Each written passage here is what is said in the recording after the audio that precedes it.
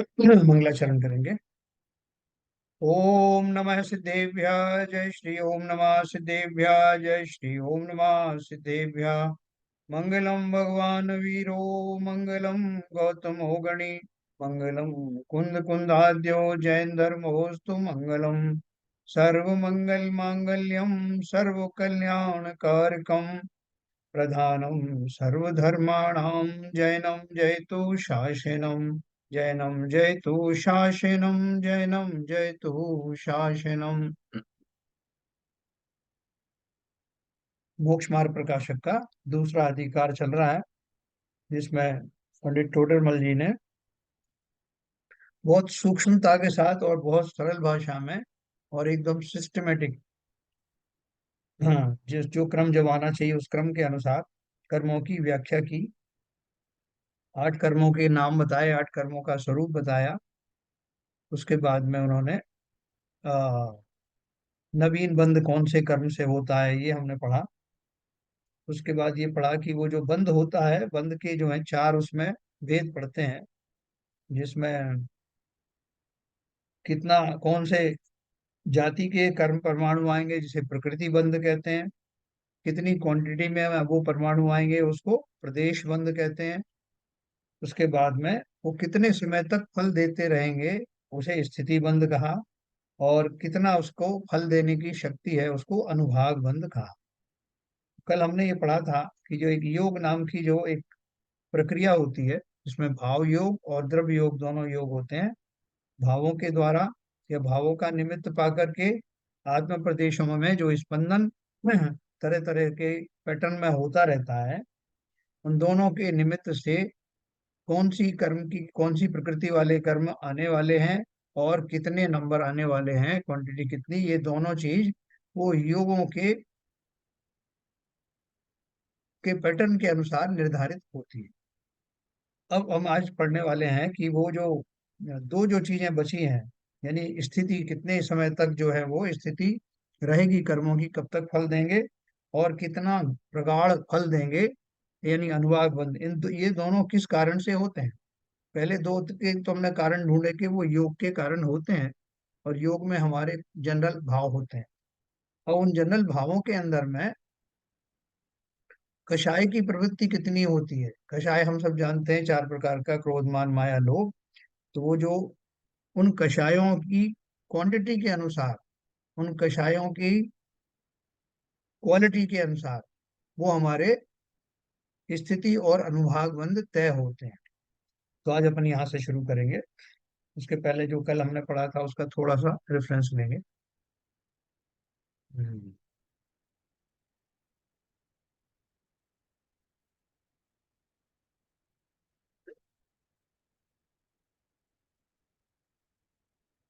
देखिए हमने कल पढ़ा था, इस प्रकार योग के निमित्त से कर्मों का आगमन होता है। इसके पहले और अपन ने पढ़ा था, अघाती अघातिया कर्मों की प्रकृतियों में शुभ योग होने पर साता वेदनी आदि पुण्य प्रकृतियों का बंध होता है। अशुभ योग होने पर असाता वेदनी आदि पाप प्रकृतियों का बंध होता है। मिश्र योग होने पर कितनी ही पुण्य प्रकृतियों का तथा कितनी ही पाप प्रकृतियों का बंध होता है। ये जो पैराग्राफ है, अपन इसको थोड़ा और एनालिसिस करेंगे। अपन मंदिर में पूजन वगैरह करते हैं, धार्मिक अनुष्ठान करते हैं, बहुत सारे काम करते हैं, अभिषेक करते हैं, शांति धारा करते हैं। तो हम ये मान के चलते हैं कि ये क्रिया कर लेने मात्र से पुण्य का बंध होगा। लेकिन ये निर्णय कि कितना पुण्य होगा और कितना पाप बंद होगा, ये निर्भर करता है कि उन क्रियाओं में हम कितनी क्रियाएं अज्ञानतावश कर रहे हैं, जिसमें हमें ये भी पता नहीं कि कितने जीवों का मैं घात कर रहा हूँ, कितना मैंने जल का जो है वो उपयोग किया। क्योंकि जल छानने में भी हम बोलेंगे तो हम तो जल छान के इस्तेमाल करते हैं ना। तो जल छानने में उसके जो अंदर जो जलकाय के जीव है वो तो छनते नहीं। तो वो तो जितना आप जल का प्रयोग करोगे उतने उन जीवों का संहार होगा, ये निश्चित है। फिर उसके बाद में वो जो गंधोदक आदि का जो जल बनता है उसका जब विसर्जन करने जाते हैं तो हम कहाँ विसर्जन करते हैं, उस सोर्स में तो डालते नहीं जहाँ से जल आया। तो हम क्या करते हैं, उसको कोई गमले में पेड़ के नीचे डाल देते हैं। बिना इस बात का ध्यान रखे कि उस पेड़ के तने के पास कितनी चींटियां, कितने मच्छर, कितने और दूसरे जीवाणु हैं सूक्ष्म, उन सबको एक बार में ही मैं बाढ़ का सा दृश्य दिखा देता हूँ। इतना जल उनके लिए तो बाढ़ ही है। और हम मानते नहीं है, ज्यादा से ज्यादा जल प्रयोग करते हैं, हमें इस बात की, हमें कोई चिंता नहीं कि 2 जीव मरे, 50 मरे, अनंत जीव मरे। तो लेकिन हम भले ही इस बात का ध्यान ना रखें, प्रकृति ध्यान रखती है। हमारे जो पुण्य है उसमें से वो काट लेगी, कितना आपका पाप का बंद हुआ। हाँ, मैं एक जस्ट मोटा मोटा आपको बता रहा हूँ, काट लेने का मतलब ये है कि जो आपका पुण्य बंद होना था वो नहीं हुआ। और कई बार तो आपका घाटे का सौदा हो जाए, कि पाप इतना बंद किया कि जो है पुण्य जो बंद हुआ वो कुछ भी नहीं लगता उसके सामने। या एक दीपक की जगह है, मैंने जो है 48 दीपकों से पूजन करी, आरती करी, तो उसमें अग्नि का है, वायु का है, और जहाँ दीपक रखा गया वो सब पृथ्वी का है। वहां के समस्त जीव, अनंत जीव मारे गए। तो उसका दोष किसको जाएगा, उसका फल किसको मिलेगा? नहीं साहब, मेरे को नहीं चाहिए वो फल। मैं तो सब आरती करके चला गया, मुझे तो पुण्य चाहिए। हमारे चाहने से कुछ नहीं होता। हमारी जो क्रियाएं हैं, जो अज्ञानता वश, प्रमाद वश होने वाली क्रियाएं हैं, उन सब का पाप लगता है। और कई बार वो पाप अर्जित किए गए पुण्य से ज्यादा क्वांटिटी में हो जाता है। तो करी तो पूजा थी, लेकिन बाहर आते ही जो है कुछ और उपद्रव शुरू हो गए, या थोड़े दिन बाद शुरू हो गए। हमें समझ में नहीं आता, साहब मैं इतना धर्मात्मा आदमी हूँ, तो मुझे क्यों क्यों कष्ट आ रहे हैं? तो जो कष्ट आ रहे हैं उसमें पूर्वकृत कर्मों का ही निमित्त बनता है। ठीक है। शायद श्री विजन साहब ने हाथ उठाया हुआ है, मैं अभी थोड़ी देर बाद। ओके। तो अभी मैं देखता हूँ, अगर वो आवाज समाप्त हो गई होगी तो मैं इसको वो करता हूँ। हो गया।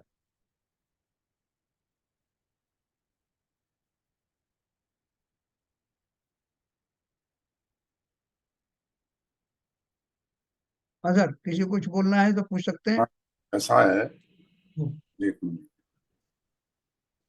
हाँ, देखिए, एक चीज तो आपने बताई कि जो क्रियाओं में हमारा जो अ, गलतियां होती हैं उसके पाप कर्म बनते हैं।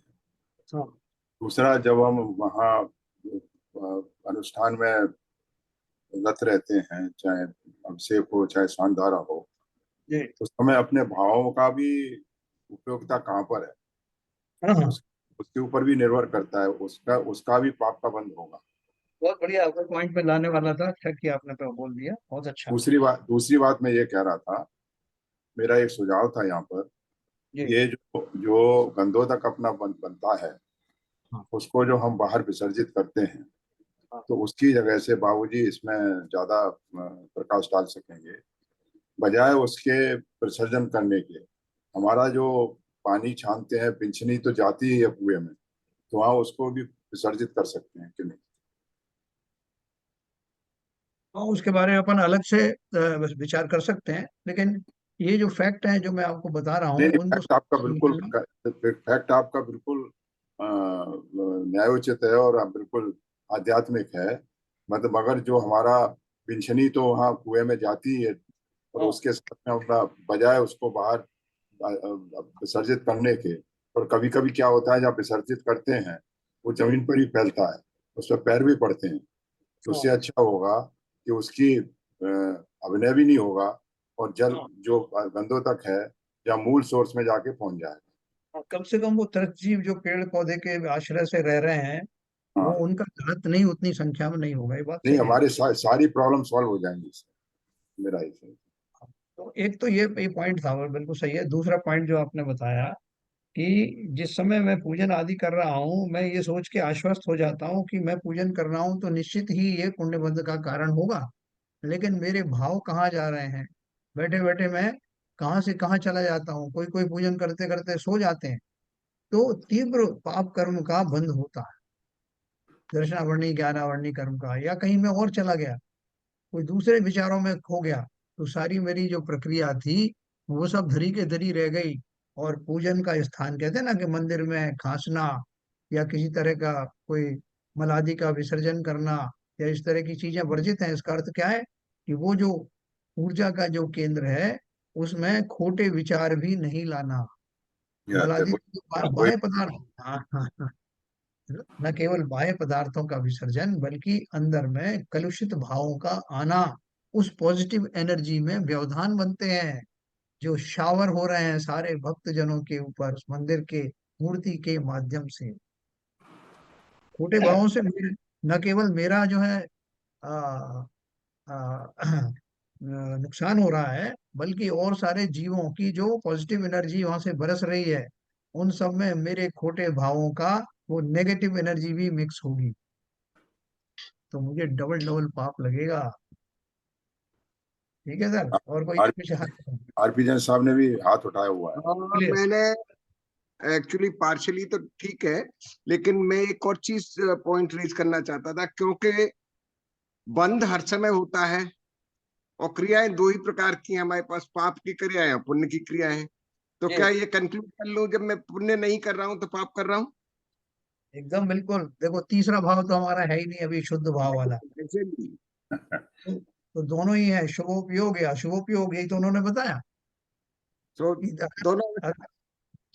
जनरली हम जो है पाप से बचने के लिए शुभ क्रियाएं करते हैं, तो शुभ शुभ जो है क्रियाएं भी नहीं कर रहे, शुद्ध तो वैसे ही नहीं, हमें पता ही नहीं है, तो बिल्कुल नहीं। निश्चित ही अशुभ का योग से पाप का ही बंध होने वाला। नहीं, तो उनका उनका मैं उसमें एक चीज और ऐड कर सकता हूँ। हाँ। जब हम कोई और काम नहीं कर रहे हैं, न्यूट्रल हैं, फालतू बैठे हुए हैं, तो उस समय कुछ न कुछ तो भाव चलते ही रहते हैं दिमाग यस। में। तो यस। जैसे भाव चलेंगे, अगर पॉजिटिव चलेंगे तो पुण्य कर्म का बंध होगा, भले ही सूक्ष्म हो। और अगर उल्टा सोचोगे कि मायाचारी की प्लानिंग करोगे, किसी का मान कसाई की प्लानिंग करोगे, तो पाप का बंध होगा। तो खाली बात दिमाग ज्यादा शैतानी करता है साहब। है। आप जब जब क्रियाएं कर रहे हैं तो ठीक है, उनमें तो जो भी जानबूझ के कर रहे हैं, लेकिन खाली मैं दिमाग बहुत ज्यादा दौड़ता है। नहीं, मैं इस बात को ज्यादा स्ट्रेस नहीं देना चाहता था, आपने और ज्यादा क्वालिफाई कर दिया। आप अपना हैंड लोअर कर दीजिए सर। नहीं होता है सब मेरे से। अरे उसको आप जाके 3 बिंदियों को दबाइए, वहां पे आएगा लोअर हैंड, हो जाएगा। हो जाएगा। चलो। राइट कॉर्नर में 3 बिंदियां हैं, उस पर क्लिक करिए। जैन साहब, मेरा ये एक क्वेश्चन ये था। सब ये मतलब पॉइंट मेरा ये है कि अभिषेक तो अपन सामूहिक करते हैं ना। जी। अरे तो भाव तो सामूहिक अपने सामूहिक अलग अलग होते हैं। हाँ, एक मैं मिनट, एक पूजन मिनट, तो ठीक है, सीरियस। पूजन तो इंडिविजुअल व्यक्तिगत रूप से होती है, लेकिन अभिषेक तो सामूहिक रूप से करते हैं। तो उसमें हाँ क्या, उसमें कैसे कैसे अब आपका चल लगेगा? हाँ, देखो ऐसा है, सामूहिक रूप से करने में एक इंडिविजुअल भी तो करता है ना, हर एक लोगों नहीं, से मिलकर समूह वो बनता तो है। ठीक है, वो तो पूजन तो ठीक है, लेकिन अभिषेक तो सामूहिक करते हैं करीब करीब। सामूहिक में भी एक एक आदमी अलग अलग करता है ना, हाँ, अलग अलग है। है ना? तो अलग अलग करते समय उसके भाव अच्छे और बुरे या फिर नहीं, बिल्कुल भाव ऐसे। के तो ठीक है, लेकिन जीवों का हाँ, तो जीवों का जो सभी को लगेगा दोष, दोष सभी को लगेगा। सामूहिक रूप से लगेगा उसमें भी। मान लीजिए मेरा मेरा नंबर आया, तो मेरे पास कलश है, और मैं जरूरी नहीं कि मैं पूरा कुल कलश पूरा उड़ेल दूं। मेरे मन में आया कि मैं कम से कम मैं अपने यो भाव बनाता हुआ अभिषेक कर सकता हूँ, या जरूरी थोड़ी कि पूरा कलश भर के और चढ़ाऊं और दो दो बार भर के डालूं या एक बार डालूं, जैसा भी है। तो अगर मैं इंडिविजुअल अपने भावों में, अपनी क्रियाओं में थोड़ा सा कटौती कर सकता हूँ तो मुझे उतना दोष कम लगेगा। हाँ, दोष कम लगेगा। हाँ, आप मौलिक जी कुछ कह रहे हाँ जी, मेरा एक क्वेश्चन था कर्म के बंध के बारे में। थे। जैसे कि अपन पूजन करते हैं, जल चढ़ाते हैं, और वही अपन घर में भी कुछ क्रियाएं करते हैं, जैसे जल वगैरह यूज करते हैं। तो जो मंदिर में जल चढ़ाएंगे और उधर दोष ज्यादा लगेगा, या घर में भी हम पानी का वगैरह यूज करते हैं बिना कुछ सोचे समझे, तो उसमें दोष ज्यादा लगे? देखो मंदिर में तो आप जो जल का प्रयोग कहाँ करते हो, अभिषेक आदि में करते हो, हाथ धोने में करते हो, पूजन सामग्री धोने में करते हो, है ना, ये सब है जो उसमें। वो भी आरंभ आरंभ में आता है, मतलब ये आरंभी हिंसा तो है ही। उसमें जितनी बचत हम कर सकते हैं वो तो अवश्य करें। घर के मामले में तो हम बिल्कुल भी सतर्क नहीं होते। जैसे मैंने आपको एग्जांपल दिया कि नल चले गए तो हमने पूरे सारे घर के बर्तन भर दिए, कटोरा भी है तो उसको भी भर लिया, और जी। मालूम है कि एक घंटे बाद 2 घंटे बाद पानी आ जाएगा या शाम तक आ जाएगा।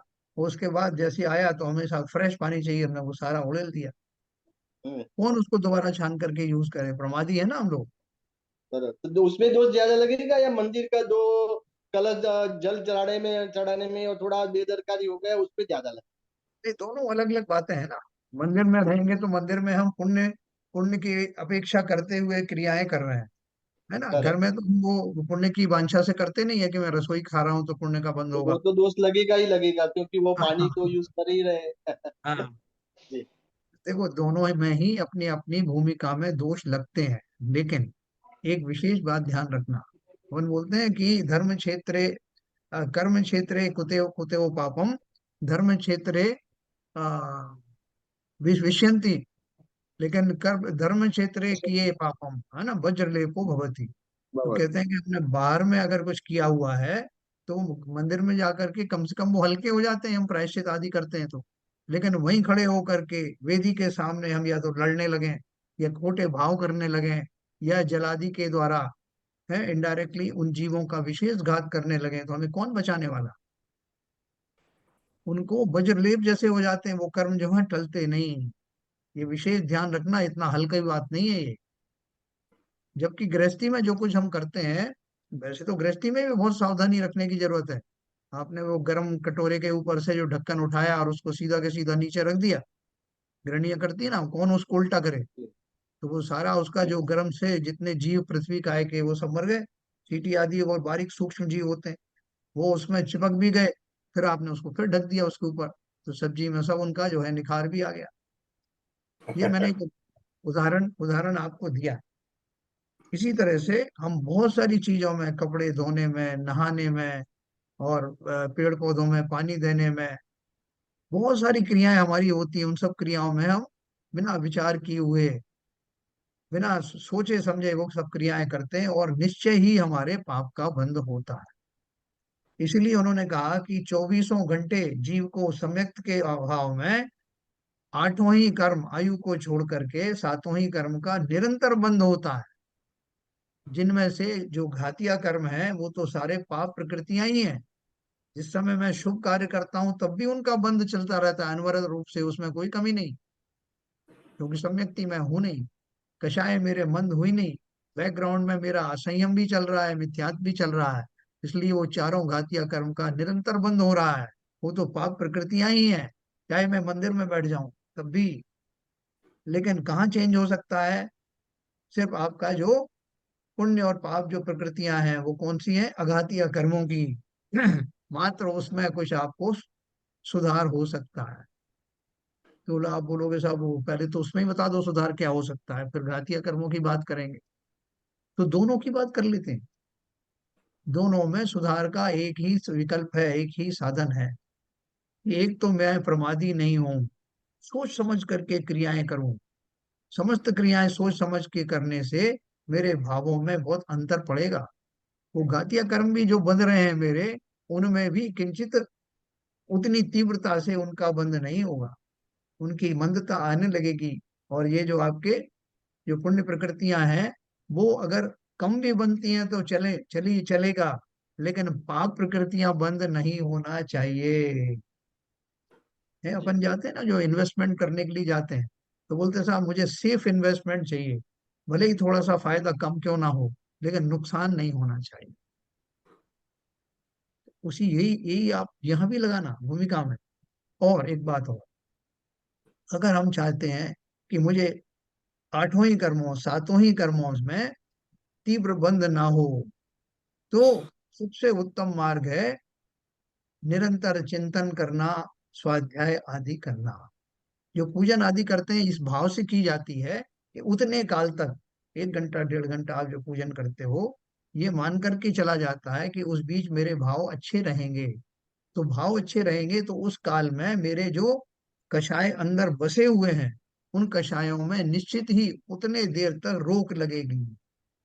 जी। और रोक लगेगी तो जो हम अभी पढ़ने जा रहे हैं, कषाय से जो बंद होता है उनमें तीव्र कमी आ जाए, और घातिया कर्मों में भी कमी आएगी, अघातिया कर्मों में भी कमी आएगी। इसलिए एकमात्र उपाय है ज्यादा से ज्यादा अपना समय शुभ कार्यों में, पूजन आदि में, स्वाध्याय में, और दूसरे ऐसे जो कार्य हैं जिनसे लोगों का भला जहाँ होता उपयोग अच्छा रहे अपना। है, उपयोग को अच्छा रखें। बिल्कुल सिंपल बात है। हम क्यों, अपन जो बोलते हैं, बड़े बड़े पंडित आचार्य बोलते हैं कि सबसे उत्तम हमारे लिए है स्वाध्याय है। क्यों है उत्तम? कि उसके 10 फायदे तो उन्होंने गिनाए हैं, अभी और गिनाने वाले हैं छोटे बड़े। सबसे पहला तो हमारे उस काल में हमारे कषाय मंद रहते हैं। अभी अपन 1 घंटे बात करेंगे तो 1 घंटे में हमारा कहाँ में उपयोग जाएगा? स्व में लगेगा, क्रियाओं को सुधारने में लगेगा। तो ये तो उतने काल तक कषायों की मंदता होने से पुण्य बंद होगा। पुण्य बंद कब होता है? कषाय मंद होते हैं। पाप बंद कब होता है? कषाय तीव्र होते हैं। एक डिटम लाइन है, उस लाइन के नीचे जो है आपके कषाय रहेंगे तो पुण्य बंद होगा, उससे ऊपर होगा तो पाप बंद होगा। ये सिंपल फार्मूला है। तो उसको कम करने के लिए अपनी प्रवृत्तियों को ढीला मत छोड़ना।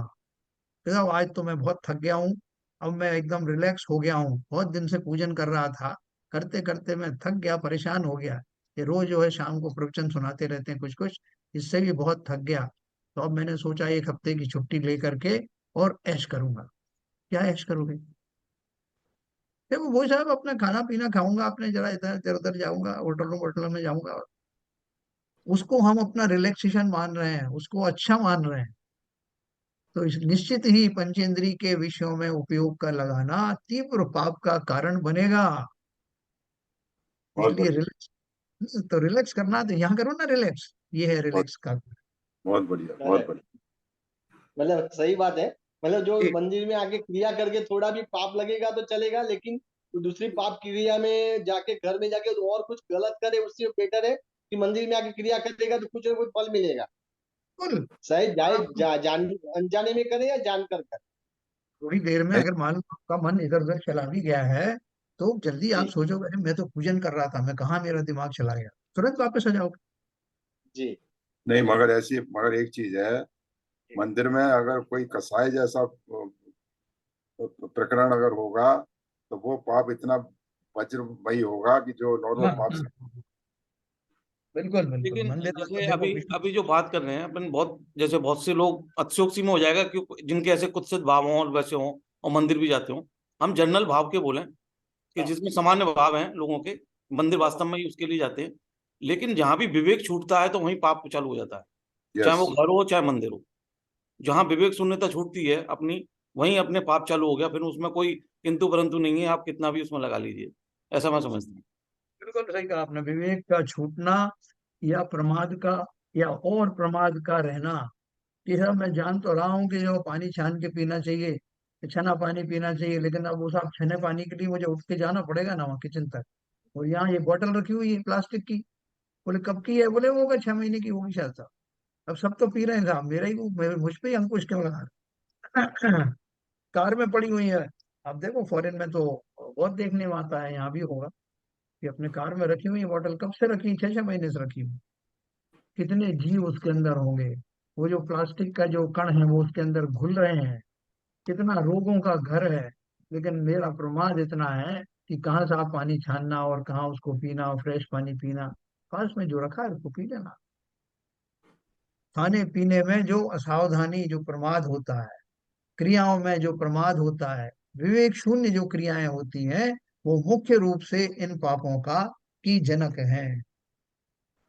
सही। है ना? तो देखो ये जो सिद्धांत अपन पढ़ने जा रहे हैं, वो यही बातों को ही तो उन्होंने संजो करके लिखा है, कोई अलग बात थोड़ी है। शास्त्रीय भाषा में बताया हमको, तो हम उसको सोचते हैं कि शास्त्र में पढ़ना अलग बात है, अच्छा वो प्रैक्टिकल करना अलग बात। शास्त्र में आई इसलिए है कि हम प्रैक्टिकल ऐसा करते हैं। वो तो अपनी बात है सर। जी तो चलिए थोड़ा आगे चले। Yes sir. तो देखो अपन बात कर रहे थे जो कषाय की बात है ना, ये कषाय भाव हमारे अंदर में कूट कूट के भरे हुए हैं।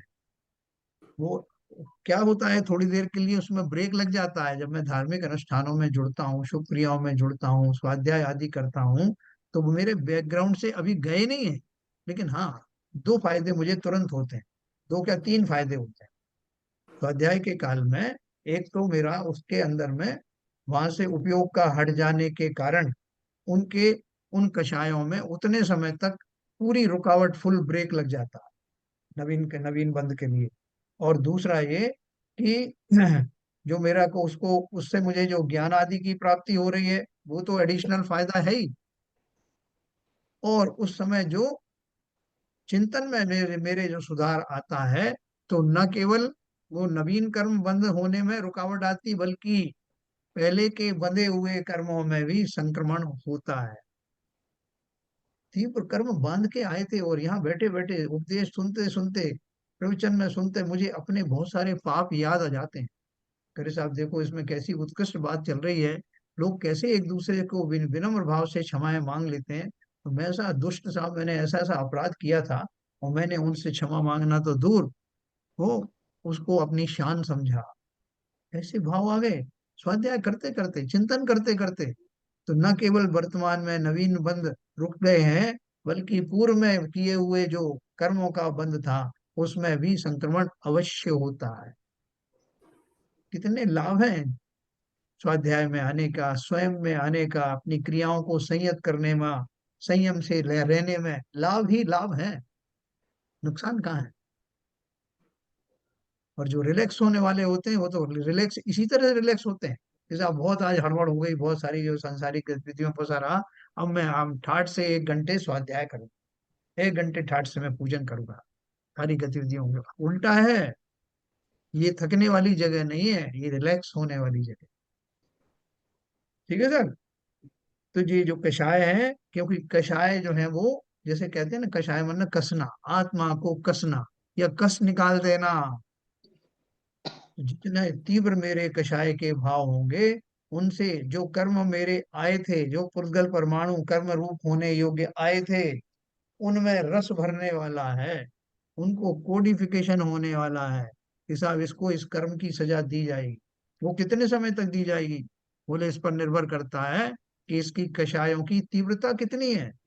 किसी को मरने मारने पर उतारू है, किस भाव से इसने ये कार्य किया था, उसकी उग्रता देखते हुए एक तो स्थिति बंद होगा। स्थिति बंद का अर्थ क्या है, जब से कर्म उदय में आएंगे तब से लेकर के जब तक उसकी समाप्ति होगी, वो जो काल है उस काल को स्थिति बंद कहते हैं। कई कई भाव निकल जाते हैं। अब 70 लाख 70 कोड़ा कोड़ी सागर का कर्म बांधा स्थिति का, तो 70 कोड़ा कोड़ी सागर में कितने भाव निकल जाएंगे। और वो तो एक समय का है, हम तो हर समय में कर रहे हैं, तो वो कभी उसका एंड ही नहीं आता। कोई 20 कोड़ा कोड़ी सागर की स्थिति वाले कर्म है, कोई 30 कोड़ा कोड़ी सागर के बंद वाले हैं, जैसे अंतराय है ना, 20 वाले जैसे आपके ज्ञानावर्णी दर्शनावर्णी है, और मैं ठीक से देख के बताऊंगा आपको। तो वो इस तरह की जाति में आते हैं, और वो एक बार के चिंतन में एक समय में मैं बांध लेता हूँ। अनजान हूँ साहब, मुझे पता नहीं, मैं बहुत अज्ञानी हूँ। तो अब तो हो रहे हो ना ज्ञानी। 20 कोड़ा कोड़ी भी कम होता है क्या, एक बार के एक समय। और मैं कमी थोड़ी करता हूँ कि साहब एक बार बांध लिए हैं अब बस अब नहीं बांधू, निरंतर बांध रहा हूँ। कब खत्म होगा, फिर हम रोने लगते हैं साहब मेरा संसार का कोई अंत आ नहीं रहा है, कैसे आएगा।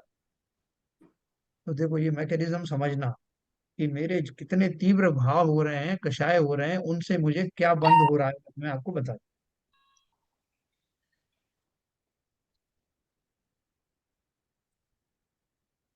तथा मोह के उदय से मिथ्यात्व क्रोधाधिक भाव होते हैं, है ना। ये तो अपन को समझ में आ गया था, कर्म परमाणुओं का प्रदेश। मोह के उदय से मिथ्यात्व क्रोधाधिक भाव होते हैं, उन सब का नाम सामान्यतः कषाय है। सामान्यतः इन जनरल कषाय क्या है, कि जो मैं क्रोध आदि, क्रोध मान माया लोभ, ये 4 प्रकार के मेरे जो भाव होते हैं मुख्य रूप से, उनमें बैकग्राउंड क्या है, मोह लगा दिया उन्होंने। इसका अर्थ क्या है कि अगर मोह नहीं होगा तो कषाय भी धीरे धीरे करके समाप्त हो जाएंगे। मोह के उदय में ही कषाय भाव उत्पन्न होते हैं। क्यों, क्योंकि मैंने इस शरीर को अपना माना, मैंने शरीर से जुड़े हुई जो भी पदार्थ हैं, चाहे वो पंचेंद्रिय के विषय हों, चाहे कोई मेरे शत्रु आदि हों, मुझे मेरे मित्र आदि हों, उनमें जो राग द्वेष की जो कल्पना होती है, वो मोहनी कर्म के उदय के कारण ही होती है। और इसी का झगड़ा है। मैं लोगों से भिड़ जाता हूँ, साहब तुमने मेरा भला नहीं किया, मेरा बुरा किया है। मैं तुम्हारा क्या बुरा भला किया? बोले मेरा मतलब शरीर का, शरीर ही तो मैं हूँ। अगर मुझे ये ज्ञान हो जाए कि शरीर मैं नहीं हूँ, ना ही शरीर मेरा है, और जो कुछ ये सामने वाले खड़े हुए हैं शत्रुता या मित्रता की भूमिका में, ये सब तो निमित्त मात्र है, इनका कोई कसूर नहीं। ये प्रकृति के भेजे हुए दूत हैं जो, क्योंकि प्रकृति डायरेक्ट तो आ नहीं सकती लेकर के कुछ, ये प्रकृति के भेजे हुए दूत हैं जो मुझे या तो मित्र बन करके आए हैं वो दे रहे हैं, शत्रु बन करके आए हैं तो भी मेरे मित्र ही हैं, क्योंकि शत्रु बनकर आने में, उन कर्मों की निर्जरा कराने में ये ही मददगार हैं। बोले आप बोलोगे साहब ये क्या उल्टी बात कर रहे हो? वो शत्रु बन के आए और वो कैसे मदद कर रहे हैं मेरी निर्जरा में? वो कह रहे हैं कि पूर्व में तुमने ये किया था उसका हम फल देने को तैयार हैं, लेकिन तुम्हारे पास एक ऑप्शन है कि जब भी हम ये तुम्हें प्रदान करें, तुम्हें गाली आदि दें, कुछ तुम्हारा अनिष्ट करें, तो तुम शांत भाव में रहना, साम्य भाव में रहना, ये कर्म का प्रहार निकल जाएगा, तुम्हारा कुछ भी बिगाड़ होगा नहीं। इसलिए वो भी मेरे मित्र हैं जो निर्जरा कराने आए। अभी कोई आपसे कोई किसी तरह का काम करता है, आपके ऊपर क्रोध आदि करता है, कुछ करता है, तो ज्ञानी उसको कैसे सोचते हैं, करे ये कितना मेरा उपकारी है, जिसने, निमित्त तो कोई ना कोई आना ही था, इसने मेरे को इन कर्मों से मुक्त कर दिया। पांडवों के, 3 पांडव थे ना जब मोक्ष गए, गरम गरम कुंडल उनके कान में पहना दिए। और कौन थे वो? उन्हीं के रिश्तेदार थे, जिन्हें जो युद्ध वगैरह हुआ था उनमें सब उनसे दुखी थे, नाराज थे। जो दीक्षा लेकर खड़े हुए वो कुछ कर नहीं सकते ना, ऐसे भाव आ रहे हैं कि इनको अगर मैं पूर्व भूमिका में होता तो अभी देख लेता, ऐसे भाव भी नहीं आ रहे। तो क्या भाव आ रहे हैं? ओ, ये कितने सुंदर, कितने अच्छे व्यक्ति हैं जिन्होंने हमें संसार से जाने से पहले ही इन कर्मों से भी मुक्ति दिला दी। तपस्या करके बहुत खिराने पड़ते, ये तो वैसे ही खिर गए उन भावों के साथ कि जो कुछ मैंने किया था पूर्व में, इनके साथ जो कुछ भी मुझसे हो गया जाने अनजाने में, उसके लिए ये मुझे प्रायश्चित दिलाने आए। सब ज्ञानी ऐसा ही सोचते हैं, बहुत हम नहीं बढ़िया, सोचते। बहुत बढ़िया, बहुत बढ़िया। ये इसका तो बहुत बड़ा इम्पैक्ट पड़ेगा सर। तो देखो, ये जो है, जो शास्त्रों की जो बात है, इनके ऊपर चिंतन अवश्य करना। अब ज्ञानी ऐसा चिंतन करते हैं तो कोई वो झूठ मूठ में थोड़ी करते हैं, ऐसा फैक्ट है। संसार का कोई भी कर्म बिना फल दिए जाता नहीं, और वो फल ऐसी अवस्था में देने आ रहा है जब आप ज्ञानी हो गए हैं, तो इससे बड़ी और क्या बात हो सकती है? नवीन कर्म तो बंधेंगे ही नहीं, पुराने कर्म भी खिर जाएंगे। तो ये बात विशेष ध्यान रखना। इसलिए जब जब कषायों के प्रकरण आए, तो मोहिनी कर्म के कारण वही वस्तुओं में, व्यक्तियों में इष्ट अनिष्ट की कल्पना होती है, उस कल्पना में मंदता ले आना। क्रोध आए तब सोचना, अरे इसने ऐसी कौन सी बड़ी बात कहती, मैं मर गया क्या, इससे मेरा क्या हो गया? ऐसा चिंतन कौन करता है? 10 लक्षण पूजन वाले, रोज पढ़ने वाले लोग हम। गाली सुन मन खेद न आनो, गुण को अवगन कहे अयानो, है ना? ध्यानद राय जी ने एक एक बात कह दी कि आपको कोई बहाना ना मिले। नहीं साहब, गाली दी थी तब तक तो ठीक है साहब, अब इसने तो जो गुण मुझ में है वो गुणों का बखान किया नहीं, जो अवगुण मुझ में नहीं है उनका बखान कर रहा है। तो उन्होंने कहा चलो तब भी कोई बात नहीं, गाली सुन मन खेद न आनो, गुण को अवगुण कहे अयानो। बोले फिर? बोले साहब उससे भी आगे की बात है, कहिए अयानो वस्तु छीने, बांध मार बहुविधि करें, घर ते निकारे तन विदारे, बैर जो न तहाँ धरे। ध्यानत राय जी ने कहा तुम कहाँ लग रहे हो भैया, ऐसे ऐसे लोग हैं जो गाली तो छोड़ो, हाथ पैरों से उनको तोड़ दें, घर से निकाल दें, सब वस्तुएं छीन लें, तब भी बैर नहीं रखते। हमने तो ऐसे लोग भी देखे। तो बनो ऐसे। नहीं साहब ये हमारे बस की नहीं है, नहीं है तो झेलो, रहो संसार, करते रहो एक्सचेंज अपने क्रोध और कषायों का। तो इसलिए उन्होंने बोला, मुंह के उदय से मिथ्यात्व क्रोधादिक भाव होते हैं, उन सब का नाम सामान्यतः कषाय है। उससे उन कर्म प्रकृतियों की स्थिति बंधती है। स्थिति बनती है मतलब कितने समय तक वो आपको फल देंगे, ये डिसाइड हो गया।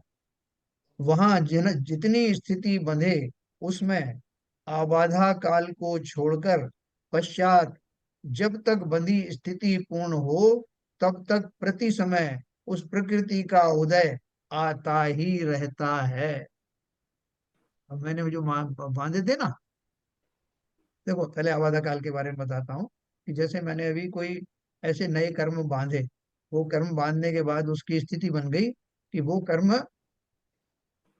10 करोड़ साल तक मुझे फल देंगे। लेकिन कब देंगे, कब से शुरू करें वो फल देना?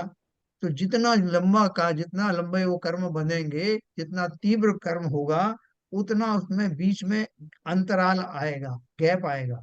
उसको आबाधा काल कहते हैं। आबादा काल का अर्थ क्या है? उतना पीरियड के बाद में वो उनका उदय शुरू होगा। आप बोलोगे तुरंत क्यों नहीं हो जाता? वो प्रकृति का नियम है, इस बीच में आप सुधर सकते हो, आप संक्रमण आदि करा सकते हो, बहुत कुछ हो सकता है, थोड़ा टाइम दिया जाता है। तो अब वो आपकी, और आप चाहो तो उसमें कमी आ जाएगी बाद में। तो वो जो आपने स्थिति बंद की, वो एक आबादा काल यानी एक पर्टिकुलर टाइम के बाद में वो उदय में आते हैं। कोई कोई लॉक इन कर्म ऐसे एक अंतर्मुहूर्त के बाद में उदय में आ जाता है, कोई कोई कर्म, कोई जो 10 साल बाद आएगा, कोई 2 साल बाद आएगा। हाँ, कुछ पूछ रहे थे आप? लॉक इन पीरियड हो गया मतलब। लॉक इन पीरियड है, बिल्कुल सही कहा आपने। आप एफडी खुलवाते हो ना, तो वो कहते थे साहब 1 साल तक आप इसको आप तोड़ेंगे नहीं, तब आपको इतना ब्याज मिलेगा। तो ऐसे ही वो लॉकिंग रहता है। उतने लॉकिंग पीरियड के बाद में आपका वो कर्म उदय में आएगा। और फिर जब उदय में आना शुरू हुआ, तो इसमें खुश मत होना साहब, अभी तक तो आया नहीं उदय में। तो ये तूफान आने से पहले की शांति है।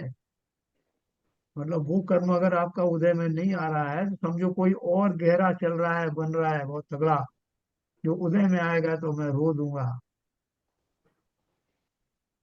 मेरी अगली पर्याय का बंद हो गया, मान लीजिए तिर्यंश गति का, तिर्यंश ये आयु का बंद हुआ, तो अभी जितनी मेरी ये आयु बाकी है उतनी तो मैं भोग रहा हूँ ना, उतना आबादा काल है अगली पर्याय के बीच में। उसके बाद वो पर्याय शुरू हुई। तो कौन सी पर्याय में चले गए साहब? वो तो तिरंज में गए, तिरंज में भी कौन से निगोदिया जीव बने।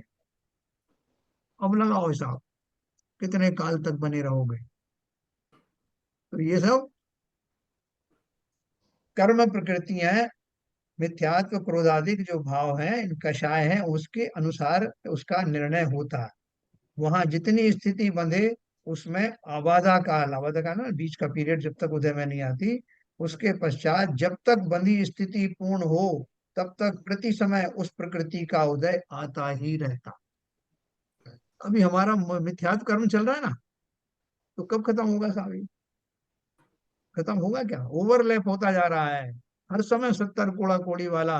चलो उससे थोड़ा कम भी हो सकता है कभी कभी, लेकिन 70 कोड़ा कोड़ी तो जब बांधा था कोई पूरा नहीं हो रहा है। बीच में मान लो अब मैंने 2 कोड़ा कोड़ी सागर का बांध लिया, 4 का बांध लिया, तो वो सब बड़े में उसी में आ गए ना, समाहित हो गए।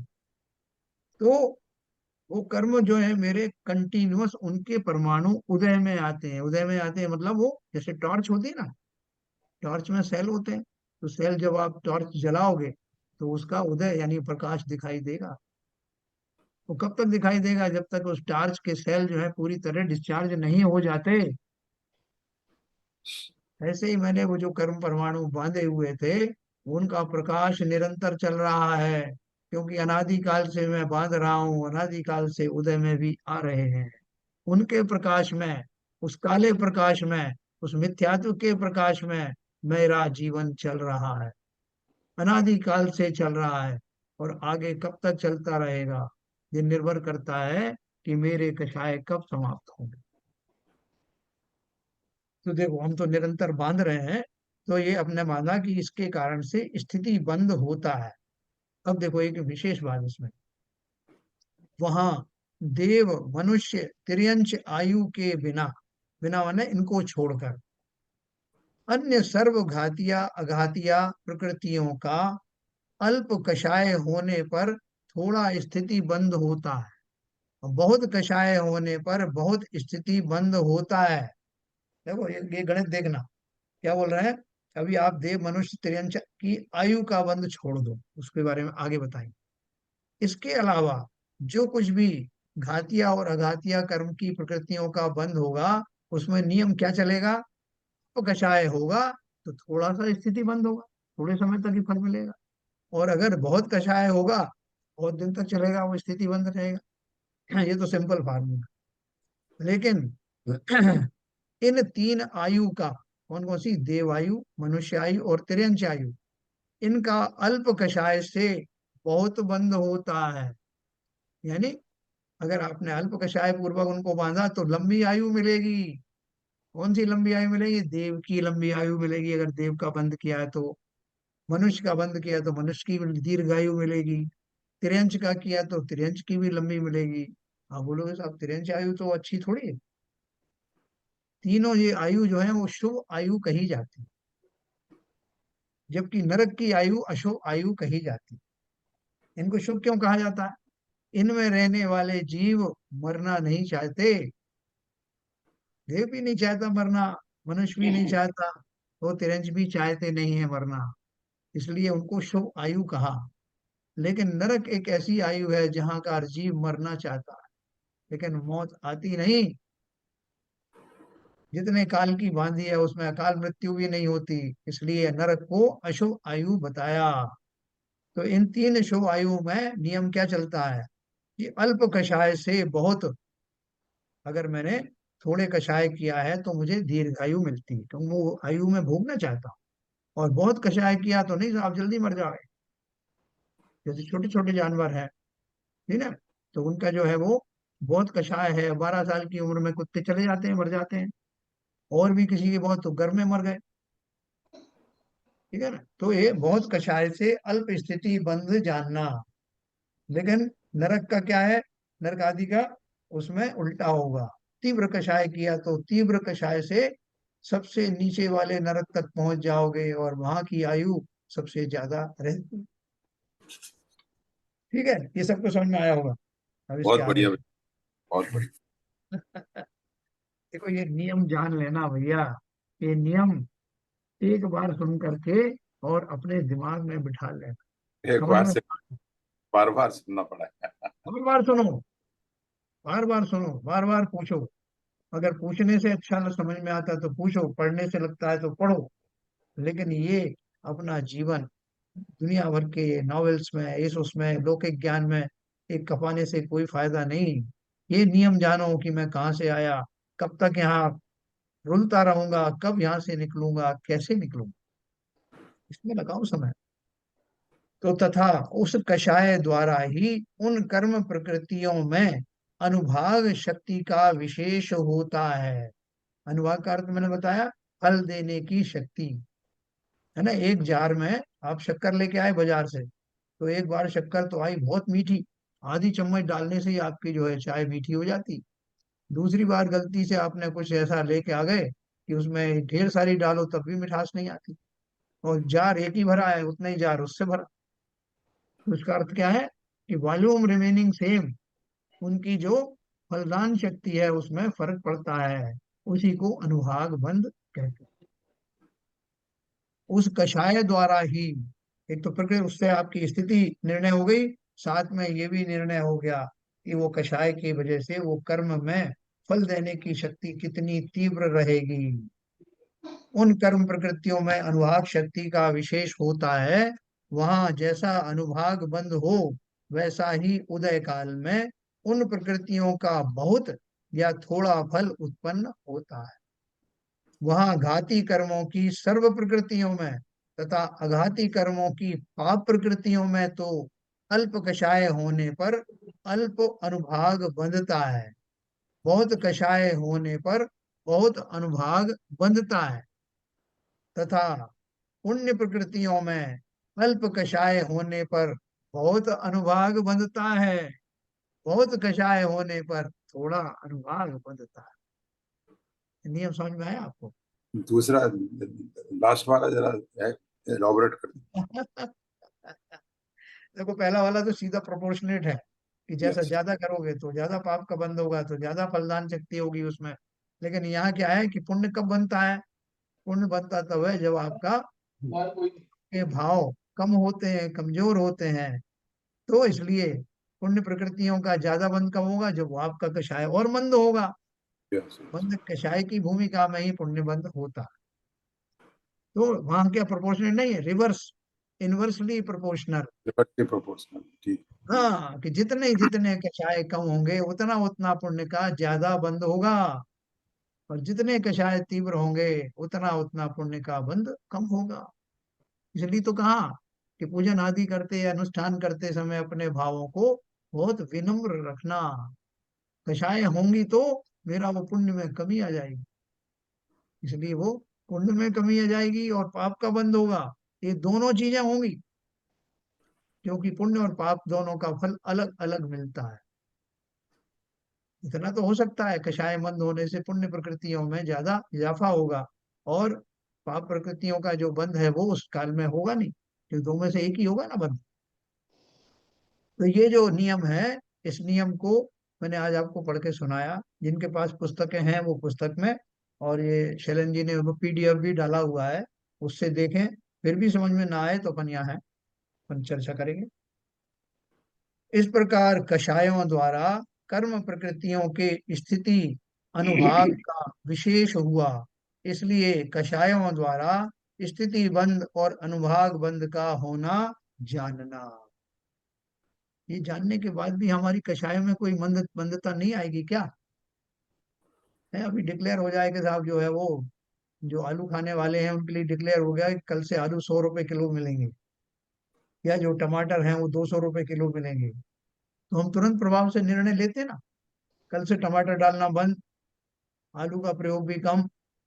क्यों? क्योंकि भाई ये रूल चालू हो रहा है, अभी ये रेट बढ़ गए हैं इसलिए। तो ये रूल तो हमेशा से हैं जो अपन ने पढ़े, हमें मालूम नहीं थे, अब तो हुए ना मालूम। तो मालूम होने से सीधा सीधा दो दो चीजें हमने जो पढ़ी उसका लाभ लेना। क्या लाभ लेना? कि एक तो ये कि कषायों से स्थिति बंद और अनुभाग बंद होते हैं। मुझे उन ढेर सारे परमाणुओं से कोई खतरा नहीं है जिनमें कि फलदान देने की शक्ति लगभग नहीं के बराबर है, उनसे बिगाड़, उनसे डर नहीं लगता ज्यादा। लेकिन कितनी क्वांटिटी में आए, लेकिन हल्के फुल्के थे ना, डर लगता है उनसे जो तीव्र परिणाम देने वाले। देखो उसकी एक उदाहरण नीचे तब दिए एक उन्होंने। एक शंका है सर। हाँ बोलिए। ये इसमें लास्ट लाइन जो थी, नीचे हाँ नीचे करेंगे सर में, हाँ। पूर्ण प्रकृति में अल्पकषाय होने पर बहुत अनुभाग बनता है। हम्म, मतलब अगर अल्पकषाय है तो पूर्ण प्रकृतियों का अनुभाग जो है ज्यादा बढ़ेगा, यस। और बहुत कषाय होने पर थोड़ा अनुभाग बनता है। तो बहुत कषाय होने पर तो पुण्य प्रकृति का तो अनुभाग बढ़ेगा ही नहीं, तो पाप प्रकृति में चला जाएगा। देखो ऐसा है, डेटम लाइन की मैंने आपसे बात करी थी ना, एक डेटम लाइन है जिसके नीचे जाने पर आपका जो है पाप का ही बंद होता है, लेकिन उस डेटम लाइन से जरा सा ऊपर गए तो पुण्य बंद शुरू होता है ना। तो वो आपका जो है, अगर मिनिमम जो है वो कषाय है जिसमें पुण्य प्रकृतियां बनना तो चालू हो गई, लेकिन बहुत मिनिमम, उससे अगर आपका लेवल और भी कषाय का लेवल कम आता है तब आपका और ज्यादा पुण्य बंद होगा। जो मिनिमम से जो, और मिनिमम जो है वहां तक आएगा, डेटम लाइन तक आया मिनिमम, तो वहां पर आने पे आपको कषाय का अगर थोड़ा ही बंद हुआ तो आपको पुण्य प्रकृति बढ़ जाएगी। इनवर्सली प्रोपोर्शनल आप उस जोन में हैं, पुण्यबंध वाली जोन में चल रहे हैं आप, उस जोन में आने के बाद में फिर आप आपका स्केल लगाइए, आपका सब जितना इनवर्सली प्रोपोर्शनल है straight away. Inversely, yes, inversely proportional. ठीक है। तो देखो इसमें एक और नीचे दिया उसका उदाहरण, जहां जिस प्रकार बहुत मदिरा भी है, मदिरा माने शराब, और उसमें थोड़े काल पर्यंत थोड़ी उन्मत्तता उत्पन्न करने की शक्ति है, तो वह मदिरा हीन पने को प्राप्त है। ऐसी शराब है जिसमें कि पहले से बहुत नशा कम था और थोड़े समय तक ही फल देती है। तथा यदि थोड़ी भी मदिरा है और उसमें बहुत काल पर्यंत बहुत उन्मत्तता उत्पन्न करने की शक्ति है, तो वह मदिरा अधिक पने को प्राप्त है। उसी प्रकार बहुत भी कर्म प्रकृतियों के परमाणु हैं और उनमें थोड़े काल पर्यंत थोड़ा फल देने की शक्ति है, तो वे कर्म प्रकृतियां हीनता को प्राप्त हैं। तथा थोड़े भी कर्म प्रकृतियों के परमाणु हैं और उनमें बहुत काल पर्यंत बहुत फल देने की शक्ति है, तो वे कर्म प्रकृतियां अधिक पने को प्राप्त है। ठीक है, वो जो उन्होंने जो कंसंट्रेशन की है बात जो है वो उन्होंने बताई। इसलिए योगों द्वारा प्रकृति बंध और प्रदेश बंध बलवान नहीं है। क्या बोल रहे हैं, जो पहला जो योग बताए थे कि योग से प्रकृतिबंध कौन से टाइप का कर्म आएगा और कौन से प्रदेश आएंगे, उसमें उतनी खास बात नहीं है। खास बात किसमें है, कषायों द्वारा किया गया स्थिति बंध और अनुभाग बंध ही बलवान है। इसलिए मुख्य रूप से कषायों को ही बंध का कारण जानना। जिन्हें बंद नहीं करना हो वे कषाय ना नहीं करें। करें। करना है क्या? बहुत करना है। साहब आपने कह दिया और हमने सुन लिया, इतना आसान थोड़ी है। नहीं, हैं? बात सही है। बोले चाहते तो नहीं है, लेकिन साहब अब वो रहा भी नहीं जाता। जो हमारी आदतें पड़ी हुई हैं, जो सबको वो है, वो ऐसे थोड़ी छोड़ दी जाती हैं। एक आध दिन में सडनली तो छोड़ नहीं सकते, तो भाई धीरे धीरे छोड़ दो। तो वो भी हम नियम नहीं लेते, संयम नहीं करते इस बात का कि नहीं मैं आगे से, वो क्यों नहीं कर पाते? क्योंकि हमारे अनंतानुबंधी जाति की कषाय है। अनंत किया है अनुबंध जिसने संसार के साथ, कि मैं संसार से कॉन्ट्रैक्ट किया है कि मैं छोड़ूंगा नहीं संसार को। ऐसा अनंत अनुबंध जिस किया है, ऐसे भाव मेरे इस जाति के कषाय हैं मेरे। इतनी आसानी से जाने वाले नहीं। इसलिए जब सम्यक दर्शन होता है जीव को, तो उसका मिथ्यात्व कर्म पिघलता है और अनंतानुबंधी कषायें चली जाती हैं, तब सम्यक दर्शन होता है। तो चलिए कल अपन एक बात और पढ़ेंगे। ये जो आपको मैंने सुनाया, ये बहुत आंदोलित करने वाले भाव हैं। ये बहुत ही हमें बहुत ही कंसंट्रेटेड मसाला है साहब। ये झकझोर देंगे आपको अंदर से। करे मुझे तो इन बातों की खबर ही नहीं थी कि ये कैसे, ये मैकेनिज्म क्या है। इस मैकेनिज्म को अंदर चिंतन करना, आज जो कुछ पढ़ा है अपन ने, थोड़ी देर ही करना, 5-10 मिनट ही करना, और उससे आपको बहुत लाभ मिलने वाला है।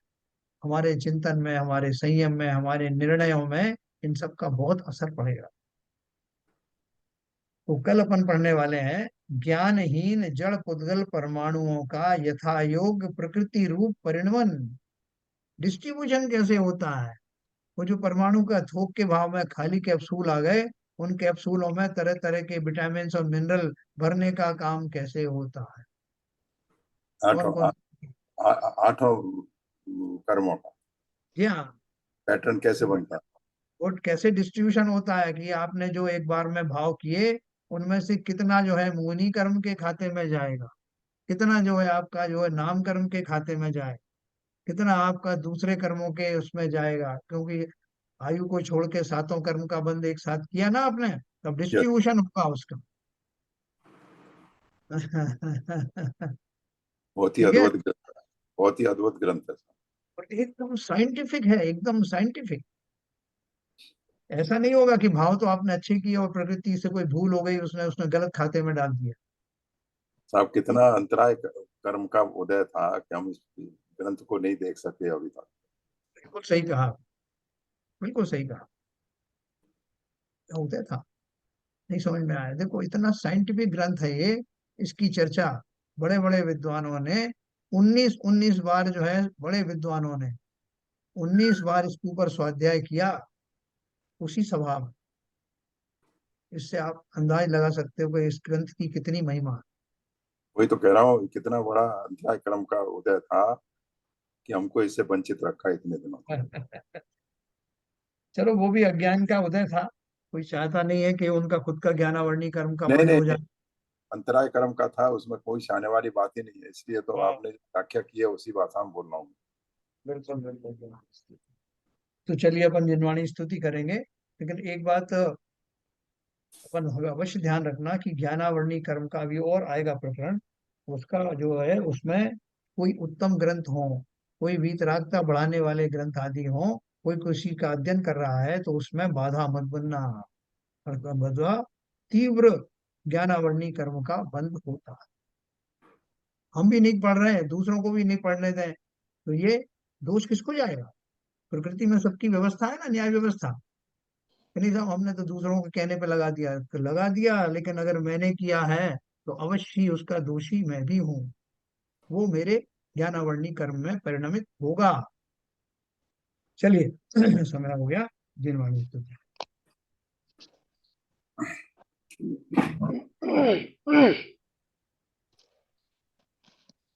मिथ्यातम नाश वेको ज्ञान के प्रकाश वेको अपापर भास वेको भानु सी बखानी है। छहो द्रव्य जान वेको बंध विधि भान वेको स्वपर पिछान वेको परम प्रमाणी है। अनुभव बताए वेको जीव के जताए वेको काहू न सताए वेको भव्य और आनी है। जहाँ तहाँ तार वेको पार के उतार वेको सुख विस्तार वेको यही जिन वाणी है। हे जिन वाणी भारती तो हे जब पूजन रहन, जो तेरी शरणा गए सो पावे सुख चैन। या वाणी के ज्ञान से सूझे लोकालो, सो वाणी मस्तक धरो सदा देते हैं धो, सदा देते हैं धो। जिनवाणी माता की जय। जय।